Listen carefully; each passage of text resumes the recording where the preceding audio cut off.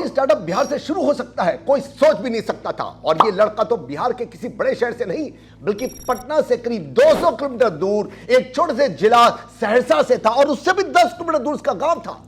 फिर इसने इतना बड़ा स्टार्टअप कैसे खड़ा कर लिया? दिल्ली में आया रिक्शा चलाने के लिए, तो रिक्शा नहीं चला पाया। एक प्राइवेट स्कूल में चपरासी की नौकरी के लिए गया तो वहां भी रिजेक्ट हो गया, क्योंकि इसको जब आईफोन दिखाया तो उसके लोगों को यह पहचान ना पाया। ये लड़का बोलता है कि मुझे इसलिए भी नहीं रखा क्योंकि मेरा पहनावा चपरासी से भी नीचे गिरा हुआ था, और मैंने जब उनके पैर छुए, जो कि हमारे बिहार में चलता है, तो बोले अरे ये तो देहाती है। घर वापस आया तो अपने 10वीं के मैट्रिक के सर्टिफिकेट जला दिए कि अब बिहार में ही काम करूंगा, बिहार के बाहर नौकरी नहीं करूंगा, ड्राइवरी कर लूंगा, बाहर नौकरी नहीं करूंगा। पिता ड्राइवर थे। पिता ने बोला, समझाया नहीं ड्राइवरी करनी, गुस्सा किया, लेकिन ये ना माना। बोला क्योंकि मांझी जी बोल गए हैं जब तक तोड़ेंगे नहीं तब तक छोड़ेंगे नहीं। और अब इस ड्राइवर को शार्क टैंक इंडिया से फंडिंग मिल चुकी है। ओए रूम्स के रितेश अग्रवाल और शुगर कॉस्मेटिक्स की विनीता दुर ने मिलकर ली 5% इक्विटी स्टार्टअप में 20 लाख लगाए हैं और 30 लाख का 12% में लोन भी दिया है। यह लड़का ओला और उबर दोनों को टक्कर देने चला है। ओला उबर टाइप की ऐप को बनाने में करोड़ लगते हैं, मगर इसने अपनी ऐप का इंटरफेस खुद बनाया है। और सुन लीजिए, अगर इसकी टैक्सी टाइम पर नहीं पहुंचती तो पटना एयरपोर्ट पे किसी भी फ्लाइट के मिस होने पर अपने कस्टमर को उस फ्लाइट की पूरी टिकट के पैसे वापस कर देता है। सिर्फ 2 महीने में 70,000 लोगों ने इसकी ऐप को डाउनलोड किया है। ये 10वीं पास है, वो भी 3rd डिवीजन में। इसको आईआईटी मंडी, जो कि हिमाचल प्रदेश में है, जहां पढ़ना लाखों का सपना हो सकता है, वहां से ऑफर आई कि हमारे यहाँ आओ और कैंपस रिक्रूटमेंट करके लेके जाओ। जिन 3 दिल्ली के लड़कों को कंप्यूटर इंजीनियर्स को अपने पास रखा ऐप बनाने के लिए, वही इस कंपनी के मालिक बन बैठे। तो क्या इसने वो कंपनी वापस ली उनसे, या एक नई कंपनी बनाई? ज्यादा पढ़ा लिखा नहीं, सिर्फ 10वीं पास, तो कैसे कर लिया ये सब कुछ? क्या ये ओला उबर जैसे जायंट्स के सामने टिक पाएगा? इसकी ऐप ओला उबर से क्या अलग कर रही है, क्या खास कर रही है? क्या ये शार्क टैंक्स के शार्क्स का सही डिसीजन निकला? वो लोग जो बिहार को पिछड़ा मानते हैं, क्या इस लड़के ने उनके मुंह पे जोर का एक तमाचा लगाया? इन सब सवालों के जवाब ये रहे आपके सामने, मगर उससे पहले चैनल को सब्सक्राइब कर लीजिए। इधर आपने सब्सक्राइब किया, उधर आपके स्टार्टअप को भी मिलेगी फंडिंग, लाखों की नहीं करोड़ों की फंडिंग। पक्का है? लिखवाना है? लिखवा लो। देखने में तो मैं नीरज चोपड़ा से आगे हूं।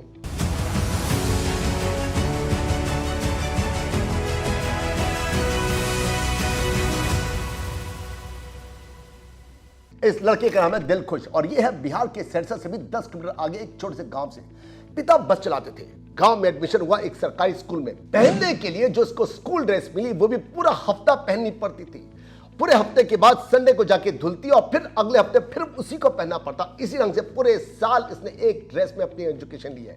उम्र इस समय तो जरूर ये 32 साल का है, और जब इसने ऐप बनानी शुरू की थी 2017 में सहरसा में, तब इसकी उम्र थी सिर्फ 25 साल।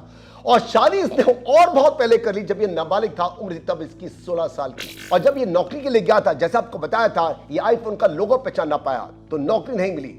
वापस अपने पिता को बोला मुझे ड्राइवर सिखा दो। मुझे बोला कि मेरा पहनावा सही नहीं है, मेरे कपड़े आयरन नहीं है, इस्त्री नहीं किए हुए, तुम तो स्कूल में चपरासी के लायक भी नहीं हो। पिता का उसका मना करना बहुत बुरा लगा। जो मैंने किया सारी उम्र वो तुम नहीं करोगे। लड़का बोला इतनी जिल्लत मैं बर्दाश्त नहीं कर सकता। ड्राइवरी सीखी, इसके भाई ने भी सीखी, और जब सीख ली ड्राइवरी करने पर तो पता चला अरे यहाँ तो कुछ सैलरी नहीं मिलती, 3,000 पर तो मिलती है, कुछ भी कर लो कुछ कमा ही नहीं सकते। चलो एक काम करते हैं, दिल्ली चल के काम कर लेते हैं। दिल्ली में आया तो यहां भी डाल नहीं गली। अपनी गाड़ी डालने के लिए ओला उबर पर गाड़ी चलाने के पैसे नहीं थे। कसम तोड़ी कि चलो दिल्ली में नौकरी कर लेता हूं, तो नौकरी भी नहीं मिली। कि तुम्हें दिल्ली की रोड्स का नहीं मालूम, तुम खो जाओगे, चलान करवा लोगे। जैसे ये बिहार से दिल्ली आया था, ये वापस चला गया बिहार, और कुछ ना कुछ तो अब की बार फोड़ के रखूंगा, बिहार में करूंगा। अब उसने वहां देखा जो नौकरी कर रहे थे ड्राइवर्स, उनका हाल बुरा था, और जो टैक्सी ड्राइवर थे जिनकी अपनी टैक्सियां थी शहरों के अंदर, पटना के अंदर, उनका भी हाल बुरा था। और जिस जगह पे रहता था सहरसा, वो तो एक पिछड़ा इलाका था। हर साल बाढ़ आती थी और सिर्फ उस शहर के अंदर बालू ही बालू थी। यहाँ टैक्सी कौन लेगा? और जब लोगों को ये बोलता कि हम कैब चलाते हैं, तो लोग कैब को कैफे समझते। लोग समझ ही नहीं पाते थे कैब टैक्सी होता क्या है। यहाँ तो सिर्फ बस चलती थी, और जिसमें लोग लटक लटक के जाया करते थे 5 रुपए 10 रुपए के अंदर। ओला उबर तो वहां चलती नहीं थी, कुछ भी नहीं चलता था। सबने डिमोटिवेट किया दिलखुश को कि ये दिल्ली नहीं है, मुंबई नहीं है, वहां कॉर्पोरेट कल्चर है, लोग ऑफिस से घर, घर से ऑफिस टैक्सी में जाते हैं, यहाँ नहीं चलेगी तुम्हारी टैक्सी वैक्सी। दिलखुश ने कहा अगर कुछ नहीं चलती तो यही सही मौका है, कोई कंपटीशन नहीं है, ना कोई आगे ना कोई पीछे, बस शुरू कर दो। अब क्या सही अपॉर्चुनिटी है मेरे सामने, जो होगा देखी जाएगी। दिलखुश ने 2016 में सिर्फ 24 साल की उम्र में अपना ऑफिस खोला। अब 2017 में इसको ऐप बनवानी थी, बिना ऐप के काम चल नहीं पा रहा। तो ये दिल्ली आया बिहार से, और यहां पर करोल बाग के अंदर जाकर के उसने 3 कंप्यूटर इंजीनियर्स को बताया सब कुछ और ये वापस लेके गया उन तीनों को बिहार में, अपने सहरसा में ठहरवाया और उनसे ऐप बनवाई। कुछ गलती हो गई और वही तीनों के तीनों 2 साल में उस ऐप के मालिक बन बैठे। कोर्ट केस चला और उस ऐप को आखिर उसको छोड़ना पड़ा और अब से सिर्फ 1.5 साल पहले जुलाई 2022 में इसने एक और ऐप बनाई, एक नया सोल्यूशन निकाला, क्योंकि पुरानी कंपनी को तो वो तीनों के लिए छोड़ आया था। इसकी नई कंपनी का नाम है रोडवेज। बिहार में लोगों के लिए पब्लिक ट्रांसपोर्ट के लिए रोडवेज वर्ड बहुत फेमस है। इसने रोडवेज से अपने स्टार्टअप को नाम दिया रोडवेज। रोडवेज एक ऐसा सोल्यूशन है जिसको ओला नहीं समझ पाया, उबर ने सोचा भी नहीं था, लेकिन दिलखुश ने कर दिखाया। कहां गैप दिखा? सिंपल सा लॉजिक लगाया इसने ओला उबर से कंपटीशन नहीं किया, इसने वो सेगमेंट पकड़ा जहां किसी का दिमाग गया ही नहीं था। समझिए, बहुत आसान है। टैक्सी ड्राइवर्स जब भी एक शहर से दूसरे शहर में जाते हैं और ड्राइवरों को खाली हाथ वहां से वापस आना पड़ता है, इस कारण टैक्सी वाले अपने ग्राहक से 2 गुना चार्ज कर रहे थे। रोडवेज एक ऐसा एप्लीकेशन है जिसमें ड्राइवर अपना रूट डालता है, जिस रूट पर वो ग्राहक को छोड़ करके खाली कार को वापस लेकर अपने शहर की तरफ आ रहा है, पटना आ रहा है, और उधर ग्राहक अपनी डेस्टिनेशन डालता है जहां वो जाना चाहता है, और रोडवेज इन दोनों को मिलवा देता है, करीब आधे रेट में मिलवा देता है। ड्राइवर खुश कि ड्राइवर 15-20 हजार रुपए एक्स्ट्रा कमाता है हर मंथ, पैसेंजर खुश कि उसको 1.5-2 हजार रुपए बच जाते हैं, दिल खुश तो खुश से खुश, इसको 20% कमीशन मिल जाती है। विन विन विन विन, सबका फायदा।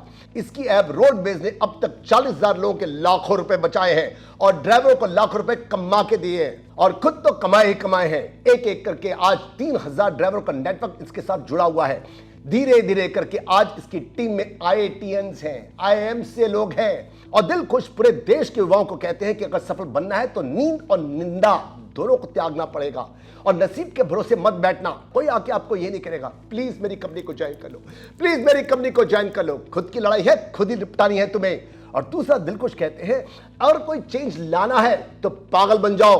अगर लोग तुम्हें बोले कि तुम पागल हो तो समझ जाना तुम सही जा रहे हो, क्योंकि पागल ही इतिहास रचते हैं।